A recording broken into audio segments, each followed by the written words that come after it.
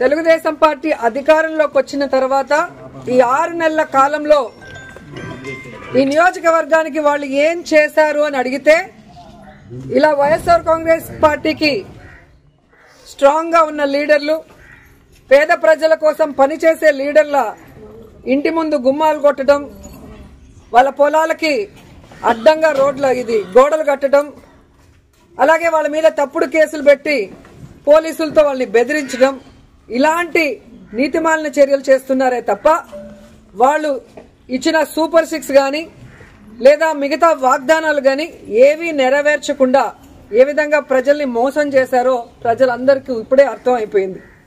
కానీ దురదృష్టం ఏంటంటే ఈ పంచాయతీలో తాగే నీళ్ల దగ్గర నుంచి ప్రజలకి అన్ని అందుబాటులోకి తీసుకొచ్చే సచివాలయం, ఆర్బీకే సెంటర్ అన్ని కూడా ఇక్కడ లీడర్లు వాళ్ళ ల్యాండ్ ఇచ్చి కట్టించి ప్రజలకు అన్ని అందుబాటులోకి తీసుకొచ్చారు. కానీ తెలుగుదేశం గతంలో 14 సంవత్సరాలు అధికారంలో ఉన్న చంద్రబాబు నాయుడు అప్పుడు ఏం చేయలేదు, ఇప్పుడు అధికారంలోకి వచ్చాక ఇప్పుడు కూడా ఏం చేయకుండా వాళ్ళు ఫెయిల్యూర్ అయిన విషయాన్ని కప్పిపుచ్చుకోవడానికి ఈ విధంగా కొంతమందిని టార్గెట్ చేసి వైఎస్ఆర్ కాంగ్రెస్ పార్టీ లీడర్ని వేధించడం, భయభ్రాంతులు చేయాలన్న ఆలోచనతో ముందుకు వెళ్తున్నారు. వాళ్ళు అర్థం చేసుకోవాల్సింది ఒక్కటే, మా నాయకుడు జగన్మోహన్ రెడ్డి గారు భయం అనేది ఆయన బ్లడ్ లో లేదు. ఆయన వెనక పనిచేస్తున్న మేమందరం కూడా జగనన్న సైనికులుగా ముందుకు వెళ్తున్నాం. ఎవరికి భయపడే పరిస్థితి లేదు. ఎందుకంటే వైఎస్ఆర్ కాంగ్రెస్ పార్టీలో మేము ఎవరు తప్పు చేయలేదు. 5 ఏళ్లు కూడా ప్రజలకి మంచే చేశాం, నియోజకవర్గాలన్నీ అభివృద్ధి చేశాం. ఈ రోజు మీరు మోసంతో అధికారంలోకి వచ్చారు, ఈవీఎంలు మ్యానిపులేట్ చేసి వచ్చారు, ఏ విధంగా సూపర్ 6లు అంటూ ప్రజల్ని మోసం చేసి వచ్చారు. మీరు సిగ్గుపడాలి, మేము సిగ్గుపడాల్సిన అవసరం లేదు. కానీ ఈరోజు టీడీపీ వాళ్ళని హెచ్చరిస్తున్నాం, ఇలాంటి పనికిమాలిన కార్యక్రమాలు మరొకసారి చేస్తే సహించేది లేదు.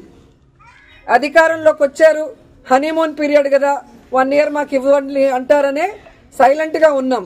కానీ రోజు రోజుకి నీతిమాలిన రాజకీయాలు మీరు ఎక్కువ చేస్తున్నారు కాబట్టి ఇక సహించేది లేదు. మేము మా వాళ్ళకి ఎవరికి ప్రాబ్లం చేసినా కూడా ఒక యూనిటీగా మిమ్మల్ని ఎదుర్కొంటామని కూడా ఈ సందర్భంగా తెలియజేసుకుంటున్నాం.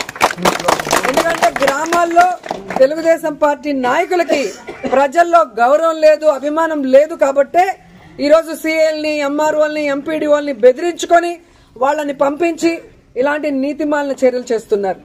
అసలు ఎంత సిగ్గుచేటంటే మున్సిపాలిటీల్లో రోడ్ల మీదకి వచ్చేస్తుంటే వాటిని ఎవరు కొట్టరు.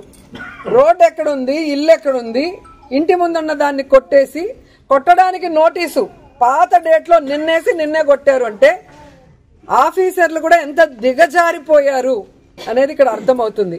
సో ఆఫీసర్లను కూడా హెచ్చరిస్తున్నా, ఇదే విధంగా గనక మీరు తెలుగుదేశం పార్టీ చెప్పింది ప్రెషర్ అని చెప్పి పనికి మాలిన పనులు చేస్తే మీ మీద హరాస్మెంట్ కేసులు, ప్రైవేట్ కేసులు వేస్తాము. ప్రతి ఒక్కటి మా దగ్గర మీ మాట్లాడింది, మీరు ఇక్కడికి వచ్చి మీరు బిహేవ్ చేసింది, మీరు ఆ నోటీస్ అతికిచ్చిన డేటు, టైం అన్నీ కూడా మా దగ్గర ఉన్నాయి. సో ఈ ఊర్లో ఎవరికి ఏం ఇబ్బంది లేకుండా ఒక్క లీలారాం గణపతి శెట్టి ఇంటినే ఎందుకు కొట్టారో కోర్టులో మీరు చెప్పాల్సిన బాధ్యత ఉంది.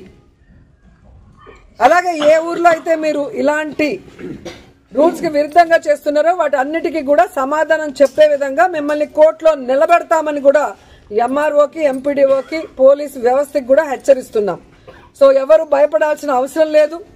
వైఎస్ఆర్ కాంగ్రెస్ పార్టీ లీడర్స్ కి, కార్యకర్తలకి జగనన్న, మన జిల్లా అధ్యక్షుడు కరుణాకర్ రెడ్డి గారు, నియోజకవర్గం నుంచి నేను ఎప్పుడూ అందుబాటులో ఉంటాం.